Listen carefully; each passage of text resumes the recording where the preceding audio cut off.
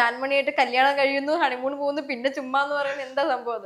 അത് നിനക്കറിയാലോ, എനിക്കിങ്ങനെ അറിയാം, എനിക്കറിയില്ല. ഞാൻ അതിനെ കുറിച്ചൊരു ഡീറ്റെയിൽ ആയ വീഡിയോ യൂട്യൂബിലൊക്കെ ഇട്ടിട്ടുണ്ടായിരുന്നു.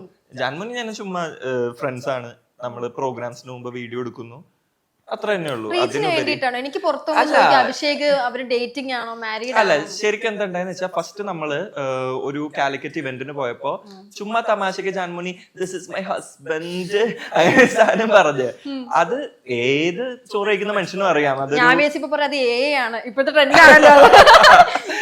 ഒരു ഏക്കും എന്നെ നശിപ്പിക്കാൻ പറ്റൂല, അത് എ ആണ് കേട്ടോ. ഞാൻ അതേ അല്ല, പുള്ളി ഒരു തമാശക്ക് പറഞ്ഞു.